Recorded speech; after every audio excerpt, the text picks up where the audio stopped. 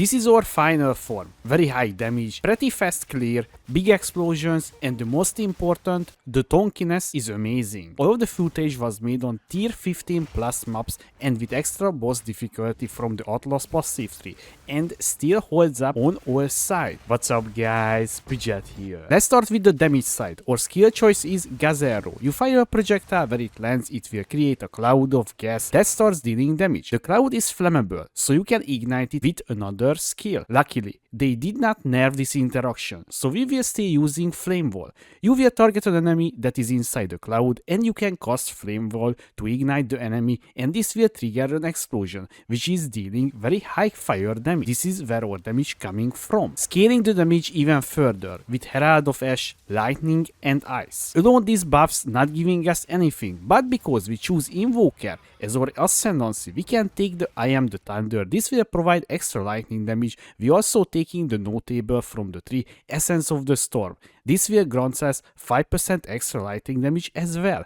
I'm the Blizzard Ascendancy node will provide extra cold damage, and there is also a node on the tree, Essence of the Mountain. That's another 5% extra cold damage. As I mentioned earlier, our explosion dealing fire damage, and all of the previously mentioned extra damage is adding to our final damage. This is where the Herald is coming to the beard. On the passive tree, there is a notable coming Calamity. This will increase our fire, cold, lightning damage if the corresponding Herald is active. Because we taking the Lead Me Through Grace Ascendancy notable, we can fit this free Herald to the build easily. On the defensive side, the build is utilized the Invoker Monk Ascendancy, protect me from harm. Our evasion rating is also providing percentage physical damage reduction, which is most of the builds is lacking, while also reaching around 80% evade chance and getting around 1.4k energy shield as well.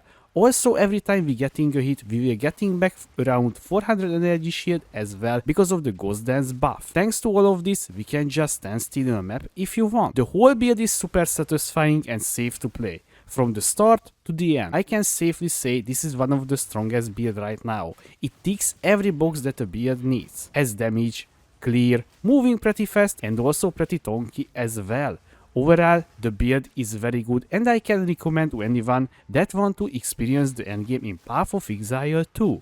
The itemization is very important because our main goal is stack evasion, energy shield at the same time. So because of this occasion, we were using evasion and energy shield bases everywhere that we can. This is very important. Also the most important part, our body armor. Because if your body armor is lacking evasion and energy shield, you will not able to fit all of your auras using 5 buffs in this build, so you will not able to fit in. We sadly cannot have life on this one because we need the evasion and energy shield mods on this one. And now the weapon, so the weapon is very important. Sadly, I was not able to get the dual sting base because the dual sting base is fire addition arrow, and addition arrow for this build is very big multiplier. On the keyword, we looking at flat elemental damages, as you can see, fire and lightning right now, projectile speed, attack speed and dexterity. The amulet is kinda good. It has very high life, cold res and chaos res, and also percentage evasion rating. This percentage evasion rating providing us around 400 flat evasion.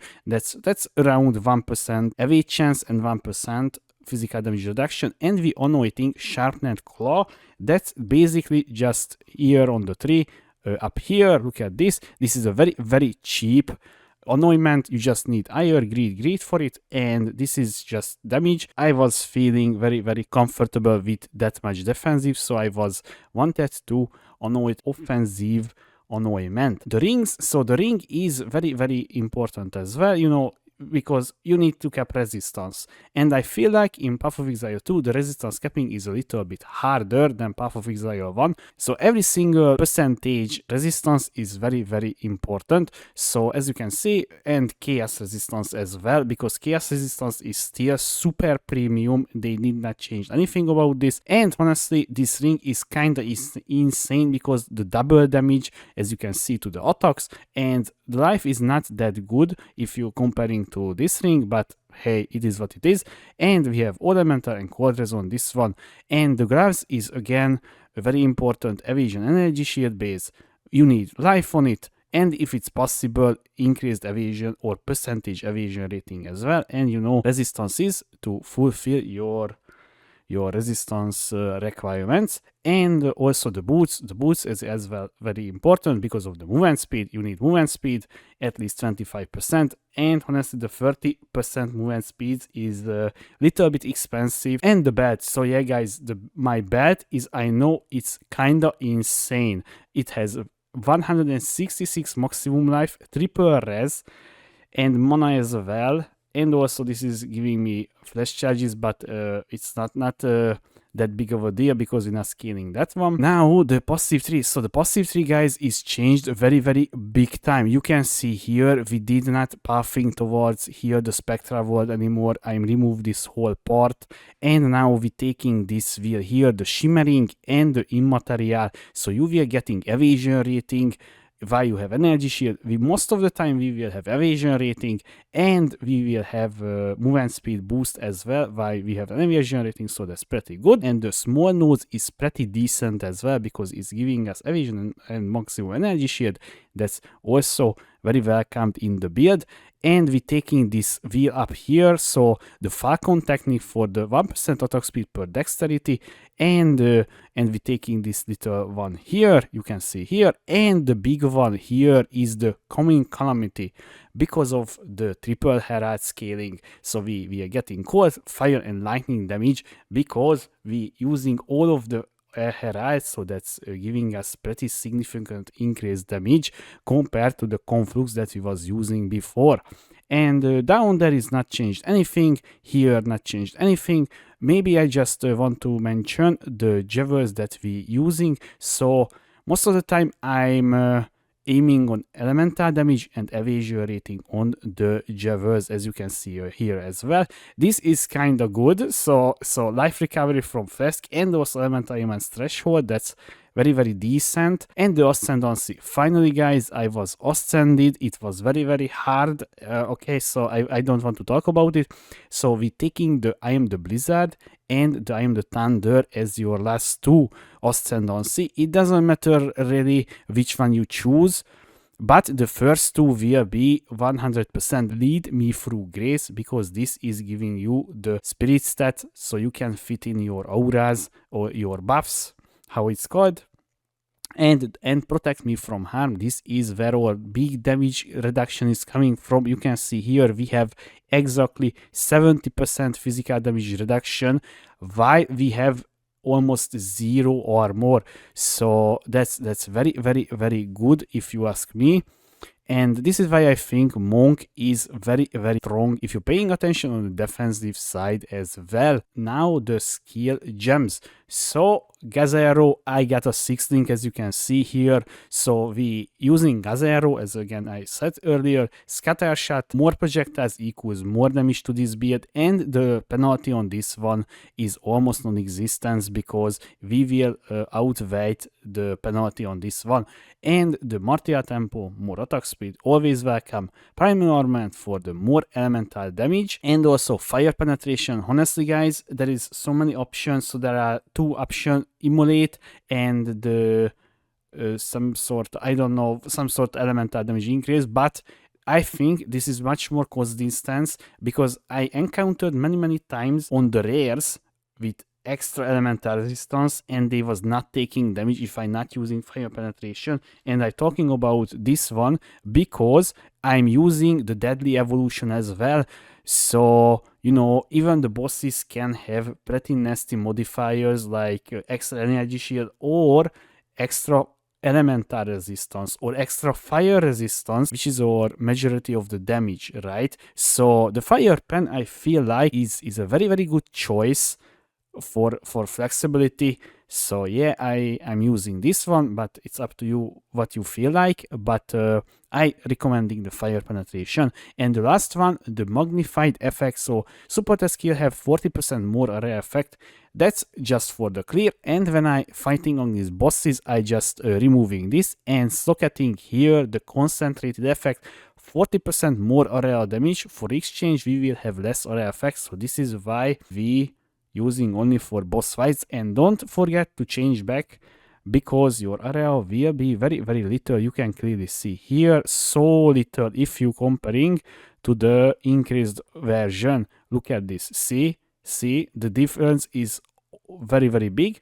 So yeah, we using escape shot, but guys, I think I'm not using the escape shot, so I don't think I used once science, but at least I can store here the concentrated effect, right? So I'm using deep freeze here as well, but I'm not really using the escape shot. Coming up, or flame wall. So flame wall is just or igniter skill. This is how we exploding the gas cloud. So we using arcane tempo on this one because more cast speed equals more, you know, you casting faster, you clearing faster, and so on. Persistence for more skill effect duration. So our flame wall will last even longer, so we don't need to press pretty often. And we're using spell cascade, so you will get free flame wall. This is just for the clear help, because most of the time for single target the middle firewall will be at your mouse. We're using a curse as well, very important. Do not forget the using your curse, because this is a pretty big damage increase. I was forgetting using my curse in the Citadel boss fight because I did not know what to expect, so I was a little bit panicking. So this is why the damage was kinda bad. Okay, so yeah, don't forget to use your ephemerality. This is lowering the enemy fire resistance, and we're using focused curse, and this will activate your curse even faster, as you can see, pretty fast. Heightened curses, increased effect of the support skill, the supported curse. So this is a pretty big increase as well, and less cost, because sadly the curses in Path of Exile 2 very expensive. Even right now it's costing 109 mana, which is a pretty costly skill if you ask me. And now coming up, or buffs. Okay, so let's start with the Wind Dancer. What is Wind Dancer? You will getting a stacking buff here, and it will grant you more evasion rating per stack. This is a very good defensive layer, and I would say anti one-shot protection as well, because when this is active, I honestly guys, I did not encounter one time I getting one shot while I had Wind Dancer buff up and running at full stacks. So yeah, and don't forget you can quality this one with a Gem Cutter Prism for +1 maximum stages. This is why I have 4 instead of 3, and I will using on this one blind support, so we will blinding enemies when they hitting us, because the Wind Dancer is also damaging back when they hitting us, and the skill will blind. What is blind? Blinded enemies will have less accuracy rating, so they will hit us less, more likely. Cannibalism, 4% life recovered on kill. That's very good. And also I'm put here maim as well. So maim is just slow as well, so that is helping. And the next one is the big one, the Ghost Dance buff. What is Ghost Dance? It has 4 stacks, and every time when you take a hit, you will recover 5% your evasion rating. And this is why our energy shield can just bounce up and down, because we are getting around 300 or 400 energy shield back when we take a hit. And we're using clarity for the mana regen, because on maps, you know, this ability, the Gazero, is very mana hungry as well, and it can eat your mana pretty fast if you're not paying attention. So yeah, this is why clarity. And yeah, we're using fast forward as well, 30% less skill effect duration. The skill effect duration is affecting the 3.25 second recharge time, so this is getting lower to like around, I would say, 2.9 seconds, so that's very decent. And we're using vitality, recover 1% life per second. You know, this is kind of good when you walking over a chaos damage over time ground, or just getting poisoned. And now the damage auras, I mean damage buffs. Herald of Ash give us the explosions, and also it will deal damage around the target that dies with the overkill damage, so this is helping with the clear. And I put here precision, because you know accuracy rating is always welcome, and also we have enough spirit for it, so why not using it, right? And using Herald of Ice again, so and Ice Bite support.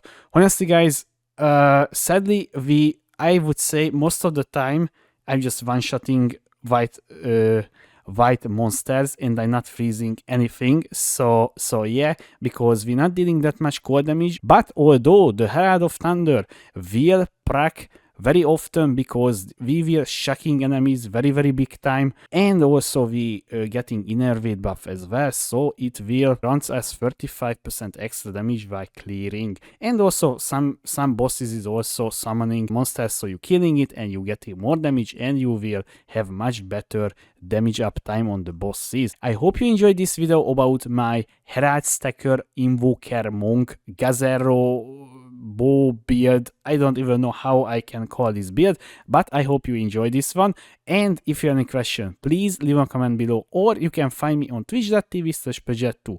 Also, I would like to say thank you for my Patreons for supporting me. Thanks again, guys. Thanks for watching. I was Peugeot. See you next time.